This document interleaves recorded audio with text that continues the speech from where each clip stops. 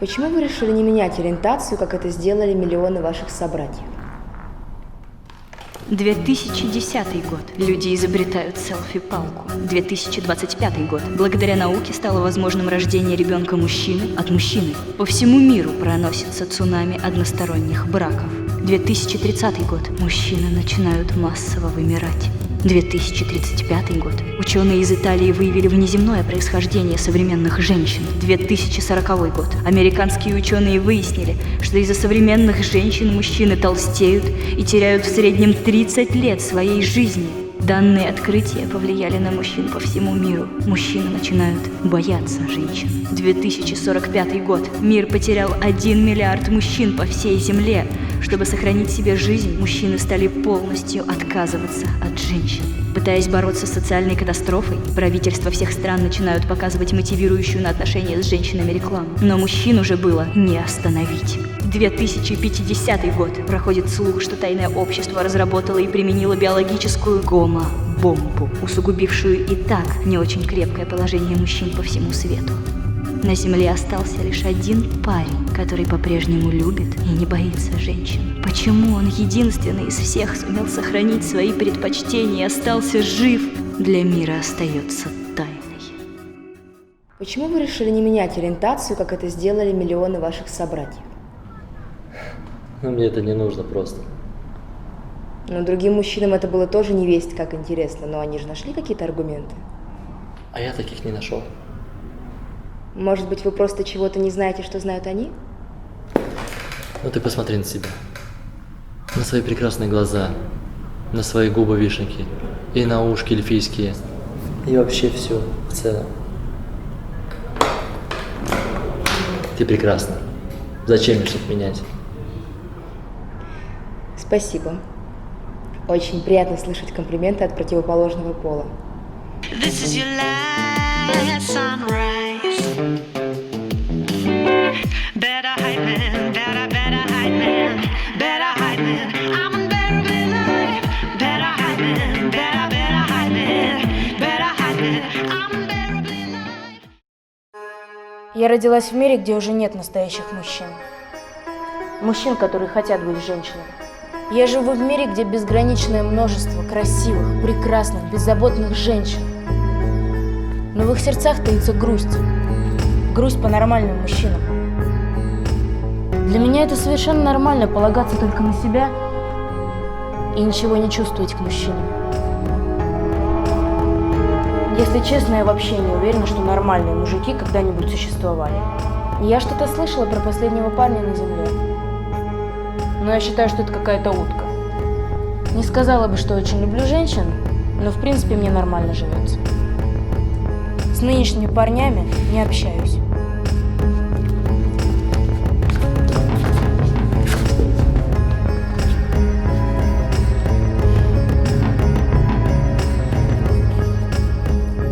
все ваши недостатки компенсируются тем, что вы абсолютно точно последний парень на Земле, а женщин, наоборот, бесчисленное множество.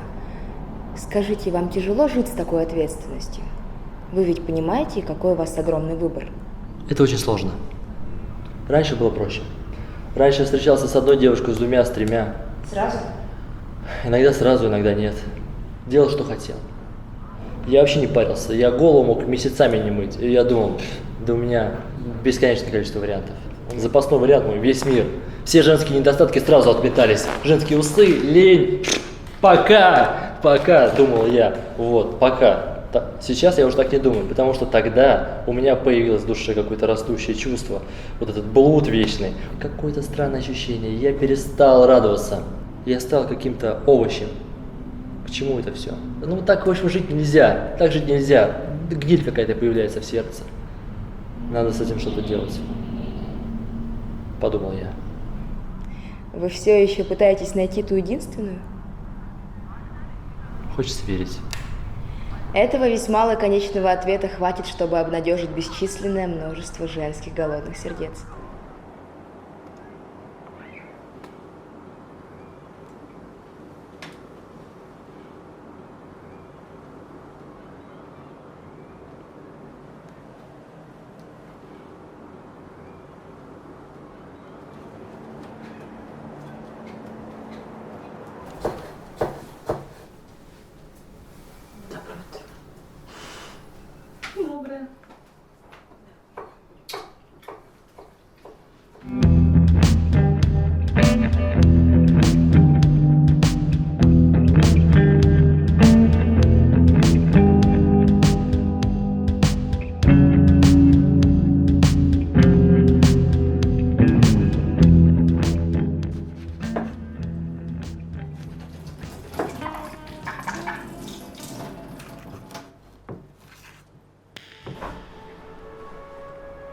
Я так давно ждала встречи с ним.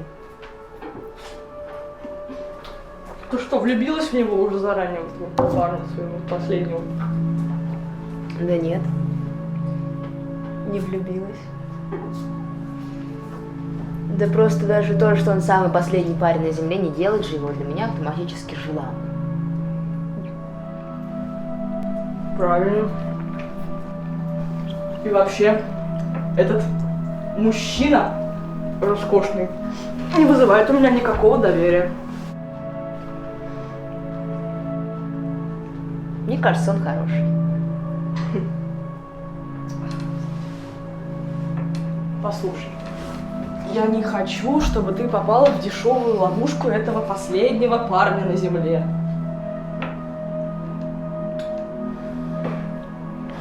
Уж лучше быть голодным, чем есть, что попало.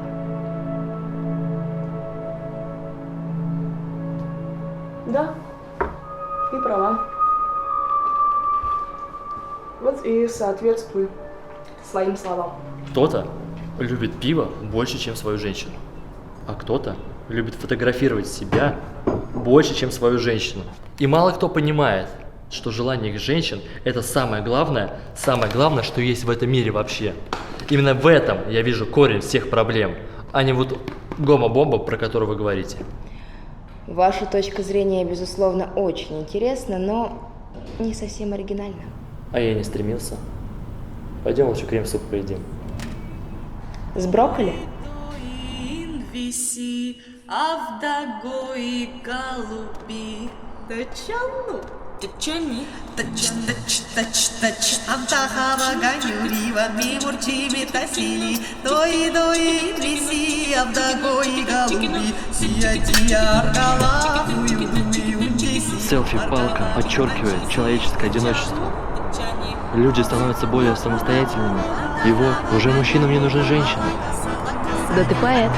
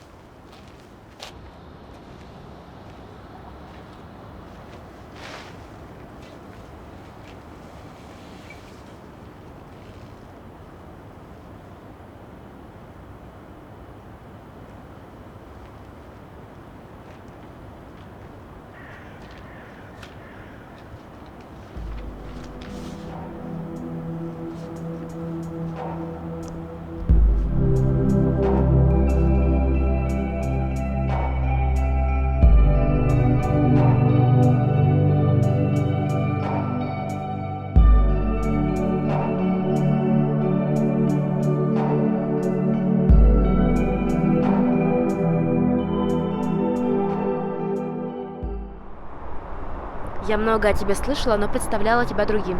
Более толстым и злым? Да. Думала, ты будешь еще более выпендрежным и... Еще более. Ну, ты же не можешь отрицать, что ты очень высокого о себе мнения.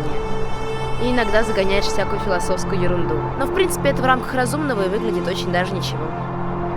Амалия, я рад, что тебе нравится. Слушай, а ты думал, почему мужчины исчезли? То есть, ничего же не происходит просто так, значит, либо женщины это заслужили, либо мужчины. Я думаю, тут как с динозаврами. Просто пришел наш час. Но ведь еще ничего не потеряно, пока есть ты. Ты ведь можешь исправить ситуацию? От меня уже ничего не зависит. Почему? Потом расскажу.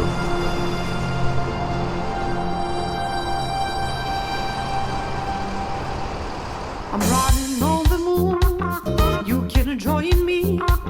I know all of your desires. I'm walking in your dreams. I listen to the rustling of the mountain. Tell me that my soul want to be free. I want to love. I want to leave. I know this world for me. Я только начинала любить. Я только повстречала одного парня. Он был моим первым. Он был моим первым и настоящим. У нас поначалу все так хорошо было. Такая любовь, такая страсть, такая влюбленность. Мы даже говорили, что любим друг друга. Мы так говорили. Я не знаю, что было здесь, но мы так говорили. И потом в один момент мы потерялись. У нас любовь сильная была. Она была такая сильная, что я подумала, ну, глупо было бы сдаваться. Глупо, что я целый год теряла время, чтобы потом взять и сдаться, нет. Мы начали заново учиться друг друга чувствовать. Шаг за шагом. Нащупывать друг друга. А потом вдруг настал черный день. Черный женский день. И он подошел ко мне. Он подошел ко мне и говорит: мы больше не можем быть вместе. Я хочу жить.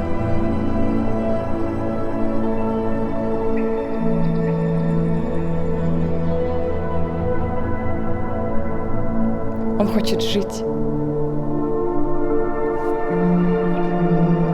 А я в чем виновата? Мы все в чем виноваты? Он хочет жить. Он хочет жить. Нам вообще за что все это? Нам за что все это?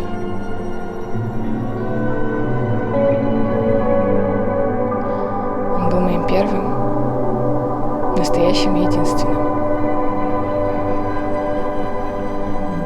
Был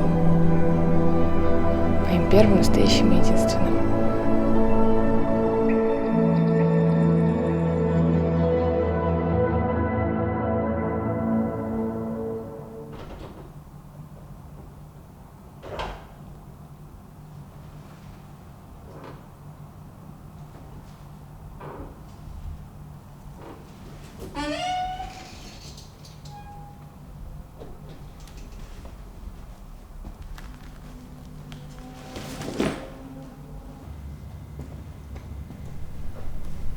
У тебя есть доступ к самому главному сокровищу на этой земле, к единственному парню во вселенной, а ты этого совсем не ценишь. Тебе все мало. Я, конечно, понимаю, это ваша женская тема, но ты борись с этим, борись с этой херней, хорошо? Только в таком случае, если ты тоже постараешься, у нас с тобой есть будущее. Посмотри на меня. Ты же видишь, я не сижу на месте. Я всегда что-то делаю, всегда стремлюсь к чему-то лучшему. Во мне нет лени и нет особых недостатков. Поэтому, пожалуйста, цени меня, как я тебя ценю. Как ты меня ценишь? Как ты меня ценишь? Как ты меня ценишь?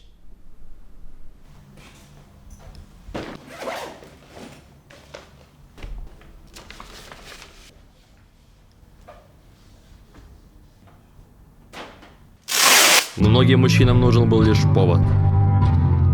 Повод, чтобы отказаться от женщин и стать полностью независимыми.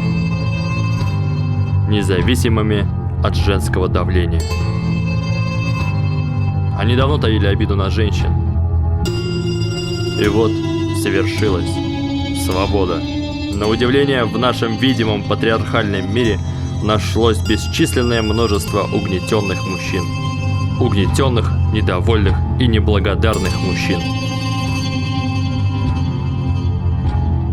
Женское давление и недовольные мужчины. Круг замкнулся.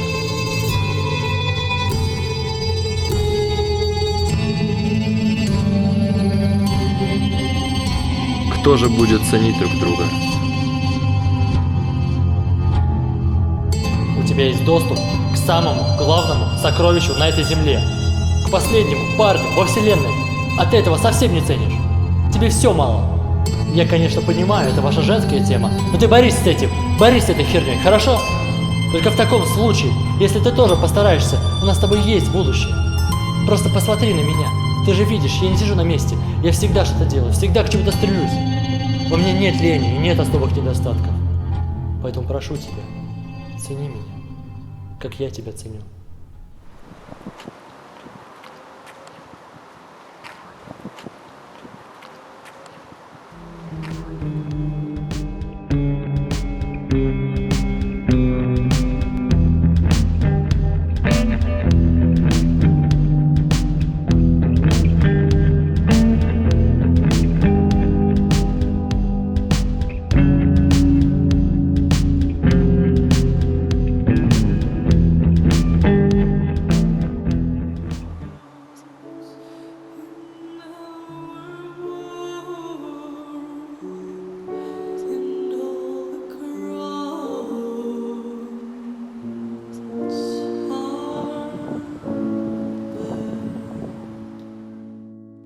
А сколько у тебя было девушек? Это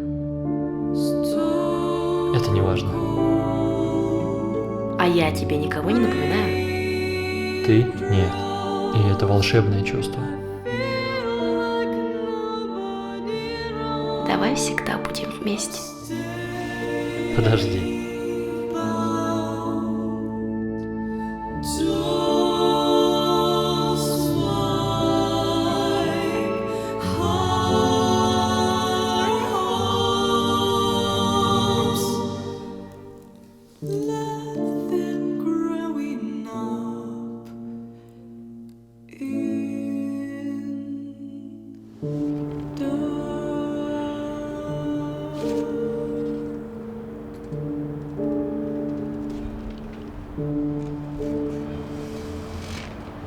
Он женщина.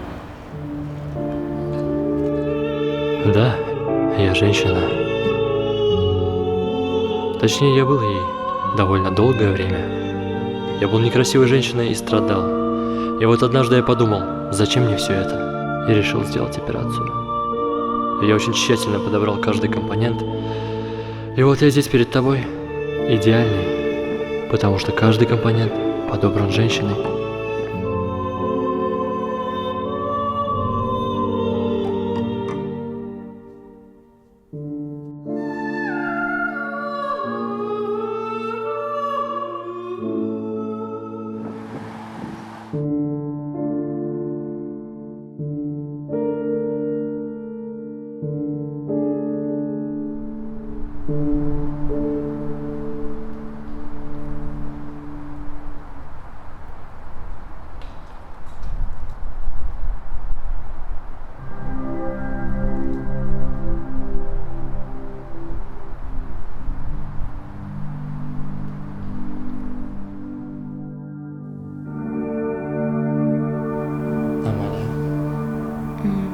У нас будет проблема.